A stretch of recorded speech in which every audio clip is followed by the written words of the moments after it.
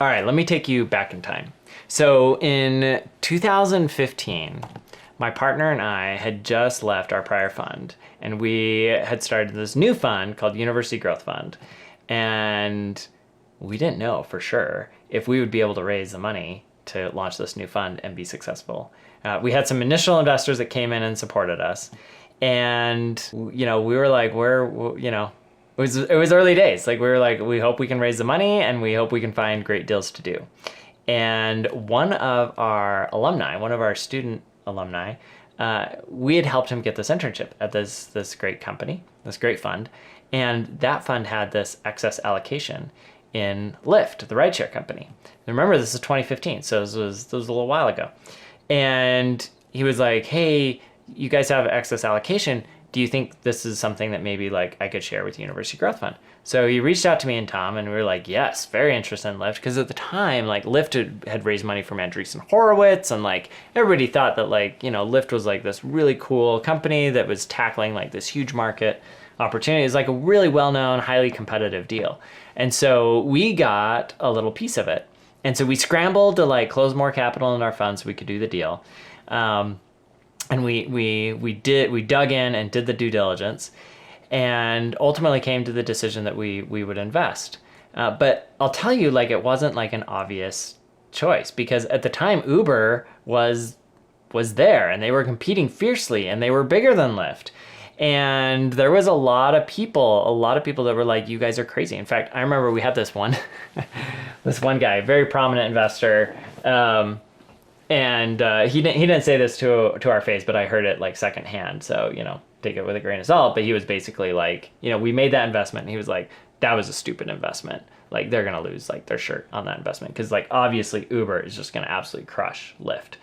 But what was fun is we made that investment, and then like a month later, Carl Icahn came in, who's an even bigger deal investor than this one that was kind of like downplaying us. And he invested, I think, like $100 million or something like that, or maybe more, which at the time was like a huge check.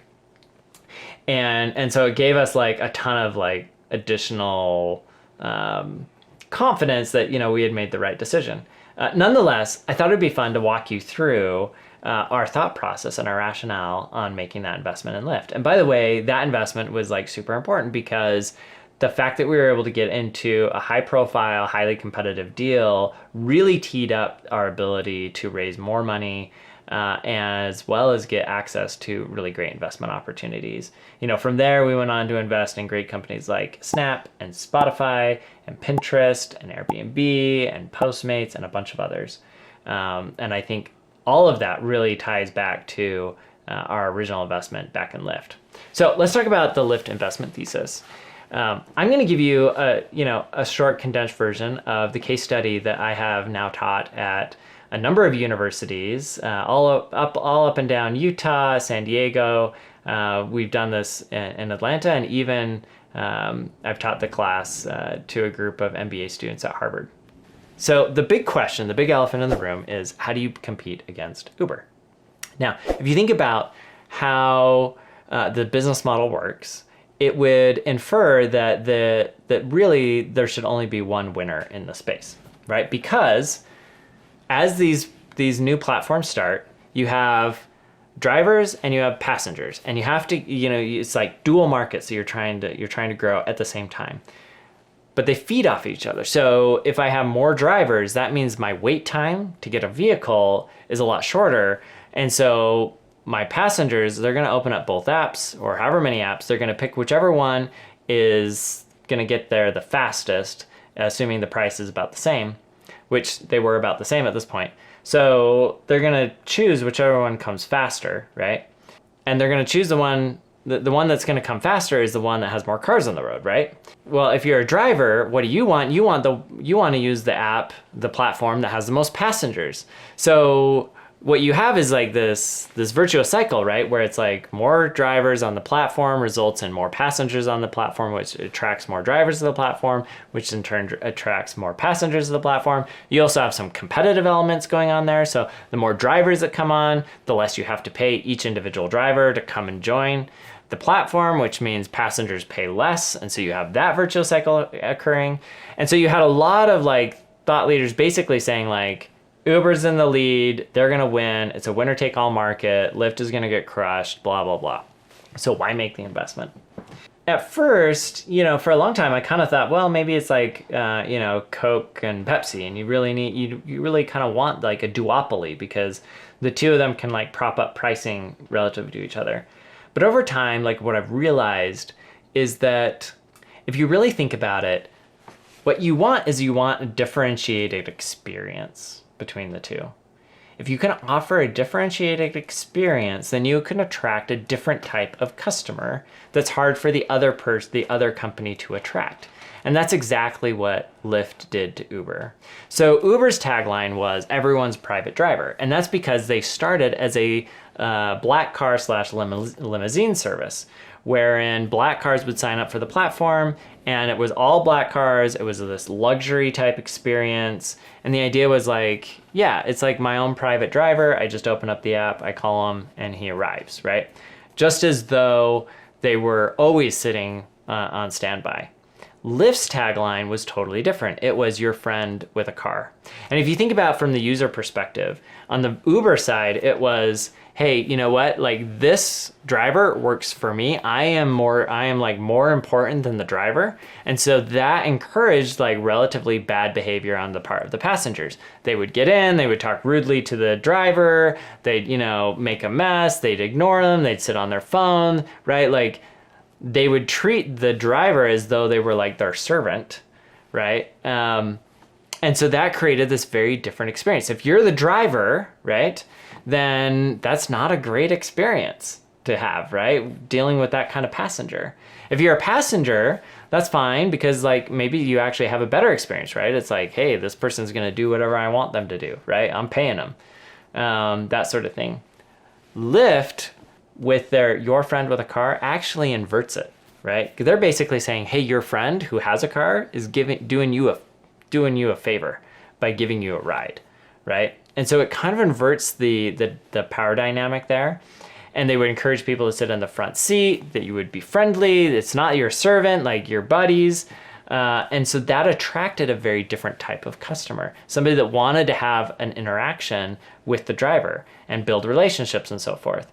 And it even got to the point where like the same individual, like I had a friend who's a very successful entrepreneur, and he wrote a post on this. He was like, when I get in an Uber, I act differently than when I get into a Lyft, because they've done such a good job of like helping me have a different mindset when I'm in each car. When I'm in the Uber, I sit in the back seat. I don't talk to the driver. I'm on my phone. I'm typing away, texting, whatever. When I'm in the Lyft, I sit in the front seat. We have a great conversation. It's a fun ride, et cetera, et cetera.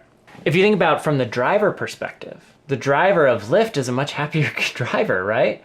Because they're building relationships. The person is more likely to like respect them, treat them well, treat them like a friend, et cetera, et cetera. And so drivers generally liked driving for Lyft better. In fact, for years, I would go on, I would do lots of rideshare, and I would always ask the driver if they drove for both, and many would. Not all of them, but and it varied over time.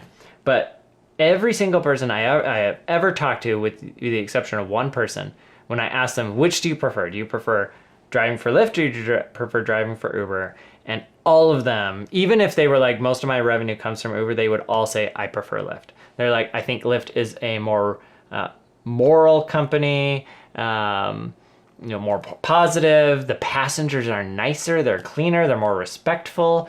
They're like, I get paid more, they tip. Uber didn't tip. Lyft tips. Like, they were like, if I could just drive for Lyft, I would. And some of them did at certain points, depending on like how much concentration Lyft had. And if you think about what Lyft does and what Uber does, I think this was like the big misstep that Uber made. I think ultimately Uber was successful because they were very good at fundraising and were able to out fundraise Lyft to their advantage. They just have these massive war chests, and it was hard for Lyft to keep up with that kind of war chest and capital at their disposal.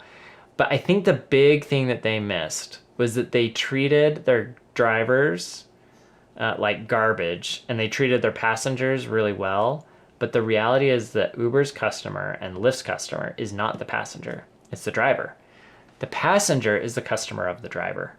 And if you think about the business model and what Lyft and Uber offer the driver, at the end of the day, they are offering a business in a box. If you want to start a taxi company, instead of having to like build your own brand, set up a website, set up collection or payment collection, systems, and then ultimately get customers, like that's a lot of work, all of those things, you could just go to Uber Lyft and, within a few minutes of signing up and maybe like a background check, boom, you're on the road and getting customers. You don't have to deal with any of those things. And your customers are getting a better experience than they would with a taxi because you just get in and you get out. You're not like fumbling with credit cards or cash or any of that.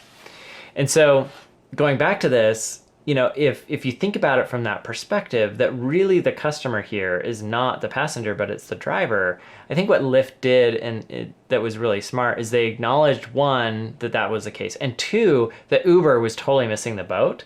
And then they went all in on making the driver like the centerpiece of everything, right? Down to their advertising, which like your friend with a car, right? It's highlighting the driver, not the passenger. Whereas in all of Uber's advertising, it was all around the passenger and making you feel elite and privileged and special and all of those things, which in turn alienated a lot of drivers. A lot of drivers ultimately did go on to Uber because the number one thing that does matter is how many passengers can you drive to that driver. But a lot of them didn't love it.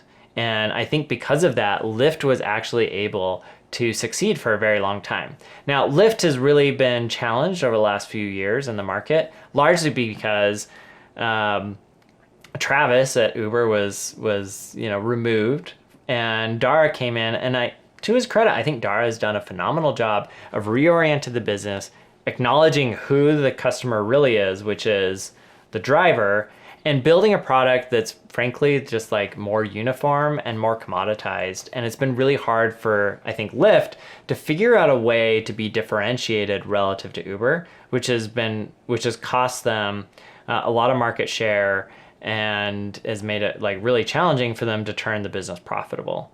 Now, I think if Lyft is smart, they will figure out a new wedge in order to compete, a way to be different, to be differentiated from Uber, to get access to customers that are hard for Uber to get access to. And by customers, I mean ultimately drivers and then correspondingly passengers. But if they don't figure that out, it's probably going to be a tough road for them. For our firm, we invested, they went public, we sold our investment, we're out. It was a great investment for us. And like I said, really teed up for a lot of future success. Anyways, hopefully you enjoyed that story and pulled out some tidbits that were interesting and helpful on your own investing journey. As always, like none of this is investment advice, but just, for pure entertainment purposes only. I hope you enjoyed it. If you did, check out some of my other videos where I talk about my number one highest performing investment, which is a little company called Instructure. Thanks.